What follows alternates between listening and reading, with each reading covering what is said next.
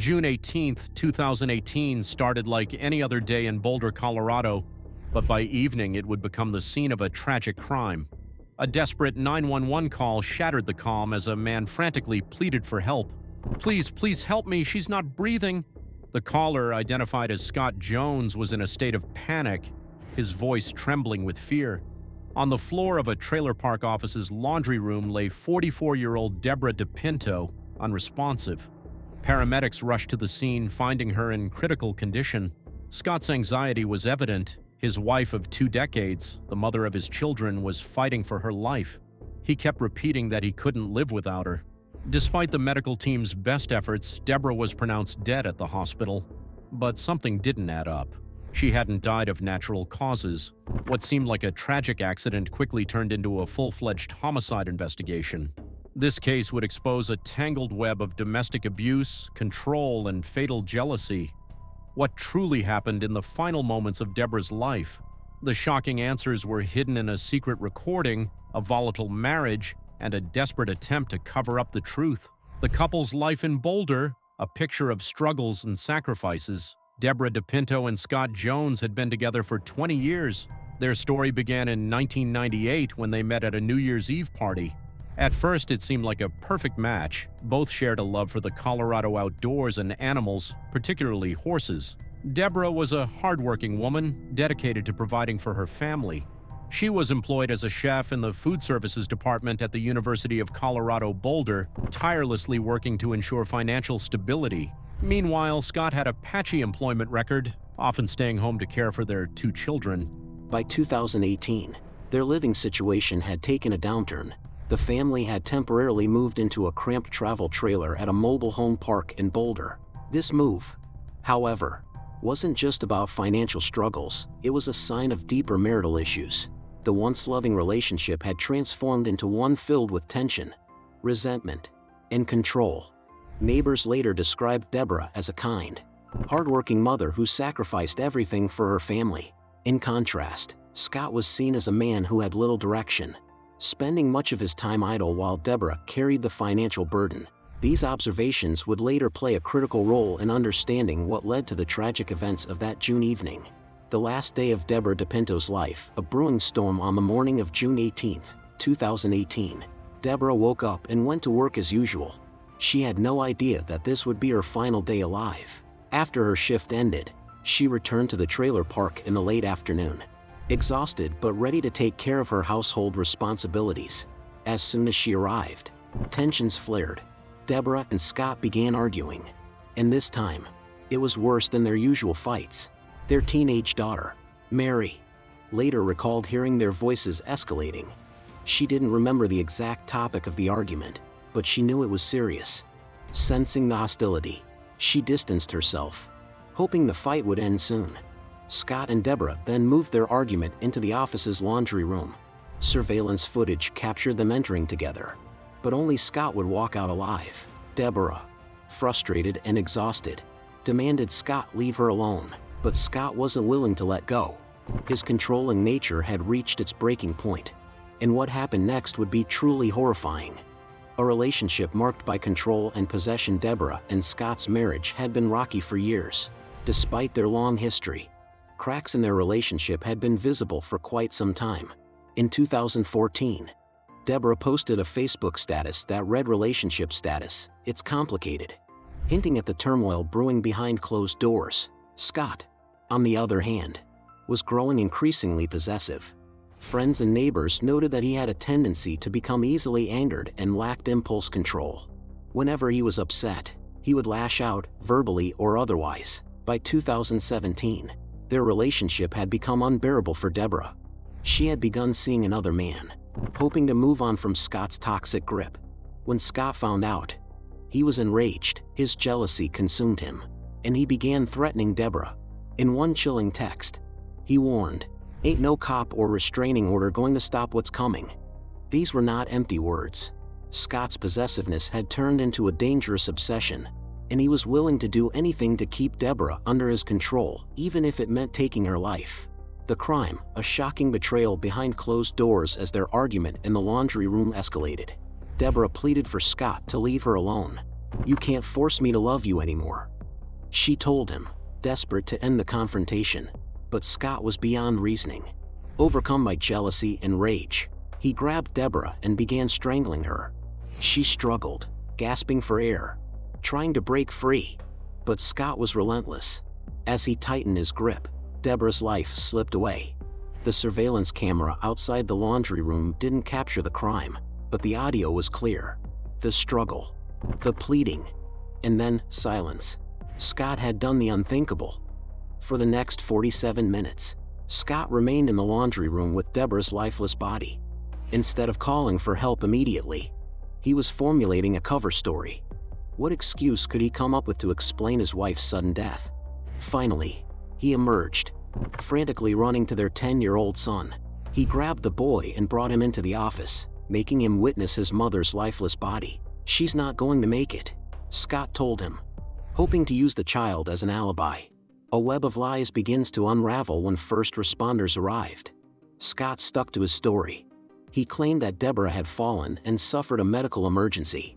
At first, paramedics considered the possibility of an overdose. Scott even suggested that she might have smoked something, but his inconsistent statements raised suspicion. Police began investigating further.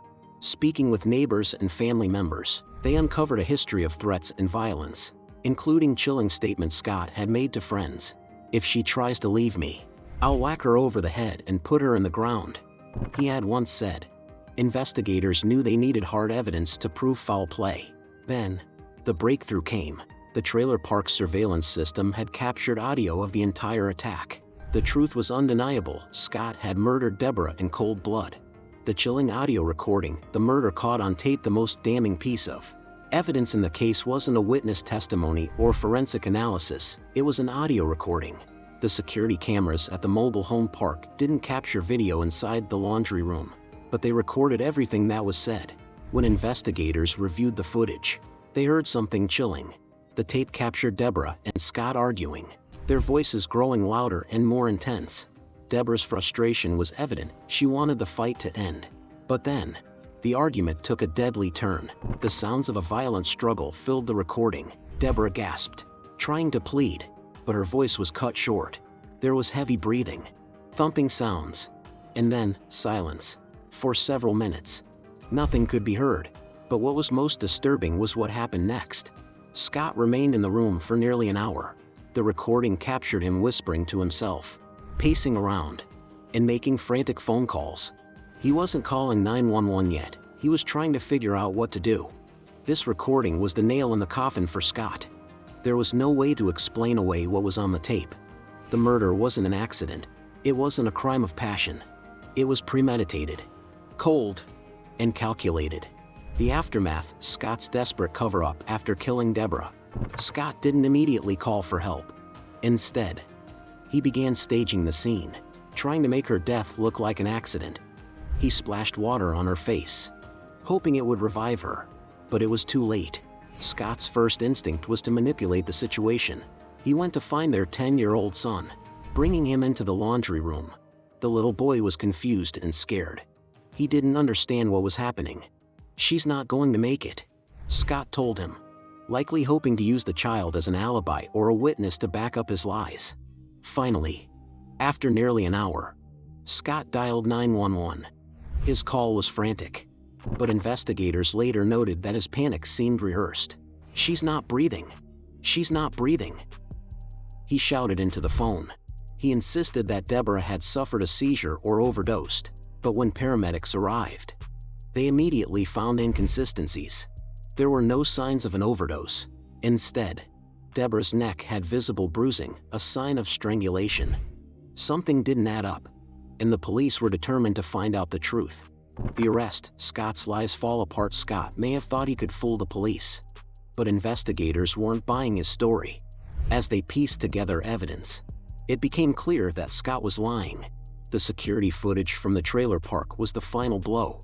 The timeline didn't match up with Scott's version of events. Witnesses also came forward, detailing the couple's history of violent arguments. Scott was brought in for questioning, and at first, he stuck to his story. He insisted that Deborah had collapsed, that he tried to save her, and that she had a history of health problems, but detectives weren't falling for it. When confronted with the audio recording, Scott's demeanor changed. He stuttered, became defensive, and tried to deny what was plainly heard. But there was no way out. The evidence was overwhelming. On June 20th, 2018, just 2 days after Deborah's murder, Scott Jones was arrested and charged with second-degree murder. The man who once claimed to love his wife had taken her life in a fit of rage. And now, he would have to face justice. The trial, Justice for Deborah Scott's trial, began in early 2019, and prosecutors wasted no time in painting a clear picture of what happened that fateful night. They presented the chilling audio recording, played the 911 call, and brought in witnesses who had heard Scott make threats against Deborah in the past. The defense attempted to argue that Scott acted in the heat of the moment, that it wasn't premeditated. They even tried to push the narrative that Deborah had a history of drug use, an argument that quickly fell apart when medical examiners confirmed that she had no substances in her system. The jury didn't take long to reach a verdict.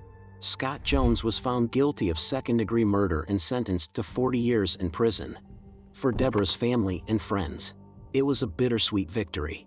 Justice had been served, but it wouldn't bring her back.